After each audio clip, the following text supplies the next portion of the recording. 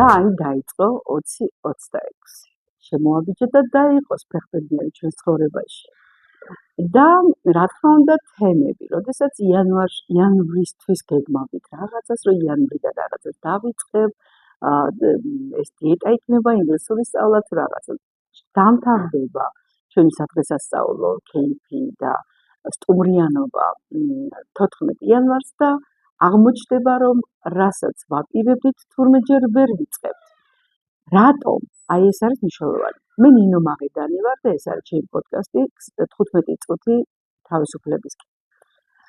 ძალიან მიხარია, რომ ჩვენ ვიმყოფებით ძალიან ლამაზ, სასიამოვნო და ესე ვიტყოდი ელეგანტურ სივრცეში, რომელსაც ქვია Feeling Coffee და რუსთაველებს გვაქვს ეს სივრცე.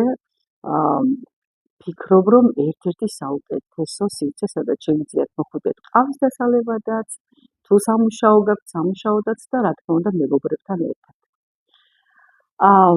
ეხლა რაც შეეხება ჩვენს იანვარს და როგორ დავიწყოთ ის უფრო პროდუქტიულად.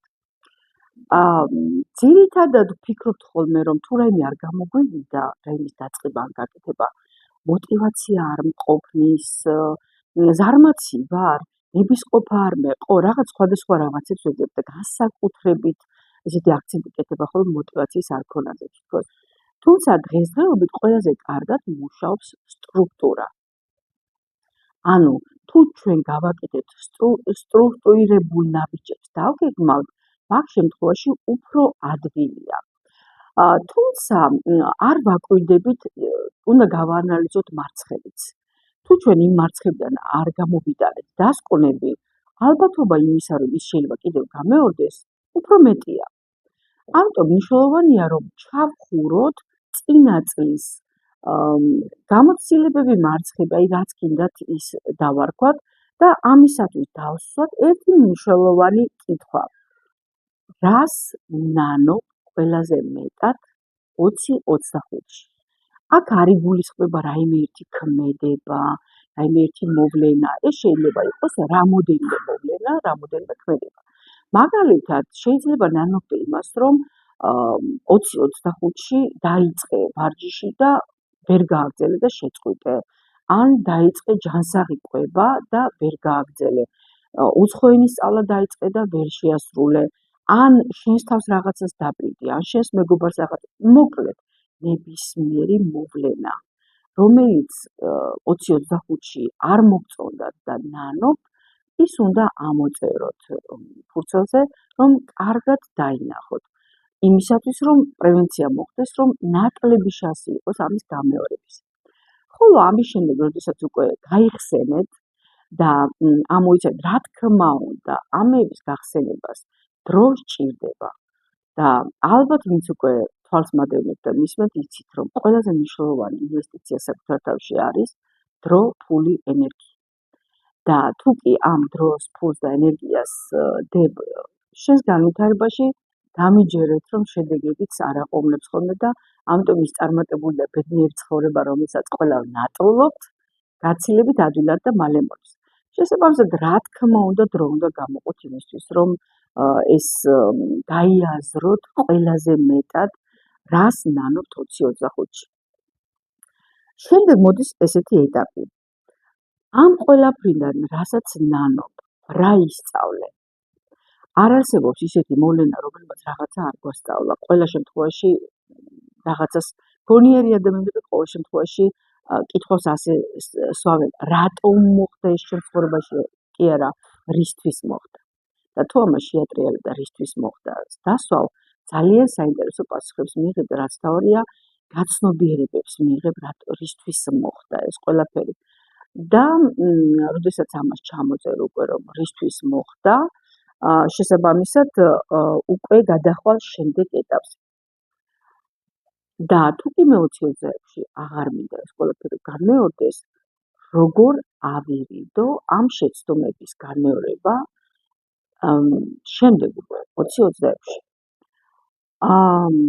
ერთ-ერთი მაგალითად შეიძლება იყოს, რომ როგორ ავირიდო. დაუშვათ, მივიღო უფრო მეტი, თუ დაუშვათ ფინანსურ მარცხს ეხება და რაღაც ძალიან დიდ ვალებში გადავარდით 20-25-ში, როგორ ავირიდოში ალბათ ერთ-ერთი ესეთი იქნება ქმედება, რომ ავიმაღლო ჩემი ფინანსური განათლება. როგორ შეიძლება ეს ფინანსური განათლება ავიმაღლო, ხო? ეს შეიძლება მოხდეს რაიმე წიგნის წაკითხვით, ტრენინგის გავლით, თუნდაც ჩემი ფინანსური თვითპროგრამირების დღიურის წერით და ფინანსური კალენდრის წერით დაუშვათ, ანუ უნარების განვითარებით, რა თქმა უნდა. ასევე ძალიან მნიშვნელოვანი იქნება, რომ ადამიანები გავიცნოთ თუნდაც, ვისაც ფინანსური საკითხები ასე თუ ისე მოგვარებული აქვს და ამითი უკვე მე ჩემს ფინანსურ ცოდნას, რა თქმა უნდა, უფრო ავიმაღლებ. შემდეგი ეტაპი არის უკვე pre-mortem, ასე ქვია ამ იმას, თუმცა ლათინურია როგორც ხედავთ, იმიტომ რომ არ იგუგლება ეს ინგლისურ ენაზე ეს სიტყვა თვითონ და ეს ნიშნავს წინასწარ წარმოდგენა ჩავარდნილი პროექტის. ანუ მაგალითად, თუ მე წელს მაქვს დაუშვათ დასახული მიზნად, რომ ჩემი დაუშვათ წონა დაკორექტირდება ამდენი კილოგრამით და გავხდები მე უფრო ესე ვთქვათ ტანადი და უფრო ნაკლები წონის, ესე ვთქვათ, ხო?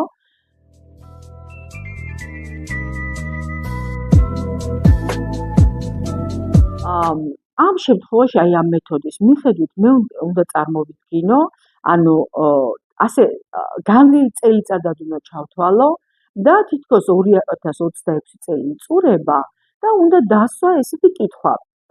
რატომ ვერ გამომივიდა?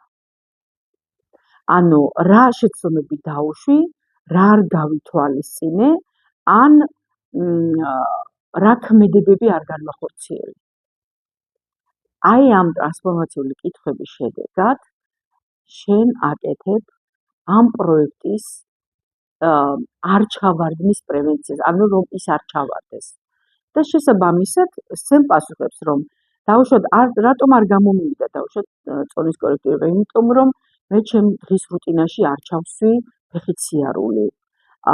არ შევადგინე ჩემზე მორგებული მენიუ დაუშვათ, ხო? რა არ გავითვალისწინე, რომ მე ვერ ვივლიდი ჯიმში სავარჯიშოდ და ჯობდა რომ რაღაც პროგრამა ამეღო, რომელსაც სახში გავაკეთებდი. ანუ მოკლედ რომ ვთქვათ, აი ეს პროექტი უნდა წარმოიდგინო, რომ თითქოს ჩავარდა და რატომ ჩავარდა, დავსვათ სწორედ ეს კითხვები. და შემდეგ უკვე არის შემდეგი ქმედება, ამან რომ ეს პროექტი არ გამოვიდა, როგორ იმოქმედა ჩემს ცხოვრებაზე. ანუ 2026-ის დეკემბერი რო წარმოვიდგინოთ და დასრულებულია და ეს არ გამომივიდა, როგორ იმოქმედა ამან ჩემს ცხოვრებაზე.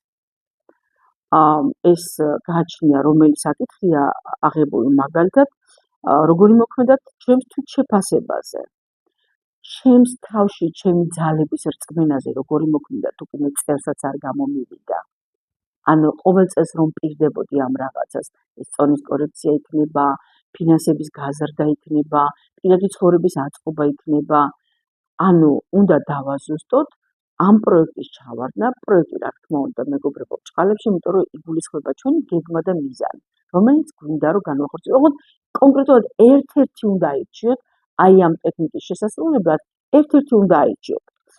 შემდეგ, როდესაც გავიაზრეთ, რომ როგორ იმოქმედა ამან ჩემზე დაუშვათ, თუ ფინანსებს ეხებოდა, აუცილებლად უნდა აღნიშნო, რომ როგორ იმოქმედა და ესე იგი მე ისევ დაპირების და ოცნების ფაზაში დავტოვე ჩემი თავი და რომ პირდებოდი, რომ ყოველ წელიწადს მე მინდა რომ დავუშვათ თოვლიან კურორტებზე გავატარო თუნდაც ერთი კვირა, რომ ეს ძალიან გულს დამწყვიტავდა და იმოქმედა რა თქმა უნდა, რომ ვერ შევასრულე.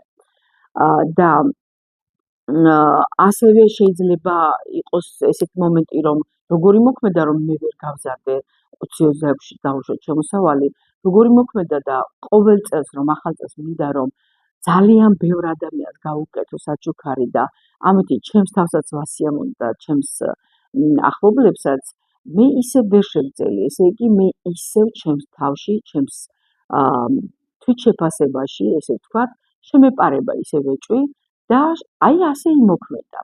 ოკეი, კარგი.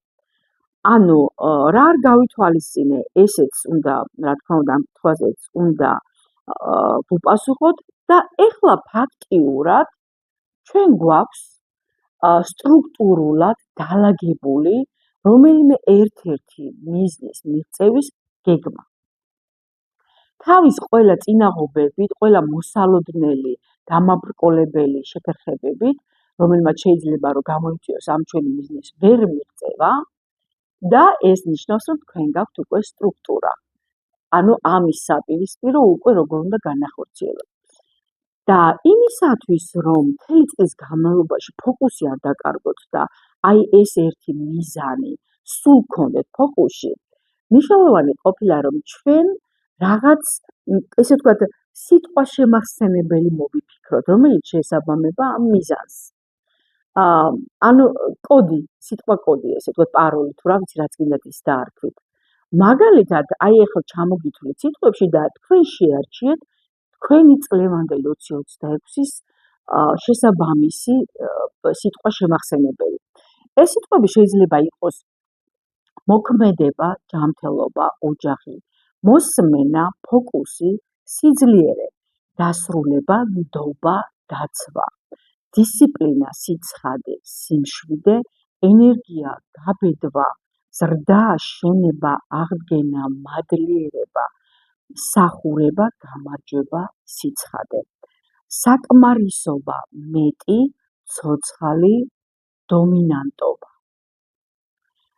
და მე ჩემს წლევანდელი ერთ-ერთი მნიშვნელოვანი მიზნის სიტყვა შემახსენებლად ავირჩიე მოქმედება. და რამდენჯერაც სასურველია, მნიშვნელოვანია, რომ ეს სიტყვა დავწეროთ. შეიძლება გამოვიტანოთ ჩვენს მობილურის ეკრანზე, პატარა ფურცლებზე დავწეროთ და მივაკრათ ჩვენ სამუშაო ადგილას, სამზარეულოში, სადაც მივირთმევთ, რომ ხშირად აი ამ სიტყვამ გაგვახსენოს, რაზე უნდა გავასწოროთ ფოკუსი. და ასევე მნიშვნელოვანია, მეგობრებო, რომ წლის გეგმები არ გავწეროთ 12 თვეზე. მნიშვნელოვანია დავყოთ დეკადებად, ანუ 3 თვეებად და არსებობდეს 3 თვიანი, ანუ 90 დღიანი მიზნის მიღწევის გეგმა. სტრუქტურა უпростоრად. სწორედ აი ასეთი სტრუქტურა უნდა გაწეროთ 90 დღეზე, რომ თქვენმა ქვეცნობიერმა, თქვენმა გონებამ ეს აღიქვას ძალიან ადვილად შესასრულებელი და ფოკუსი ძალიან ადვილად შესანარჩუნებელია 3 თვიან პერიოდში. ასე რომ, მეგობრებო, გისურვებთ, რომ თქვენი მიზნების სტრუქტურა შეგედგინოთ და რა თქმა უნდა, ადვილად და მსუბუქად მიგეღწიოთ. ძალიან გამიხარდება, თუ თქვენ გამოიწერთ ჩემ არხს და მადლიერებას გამოხატავთ თუნდაც იმითი, რომ დალაიქეთ ჩემს გვერდს და YouTube.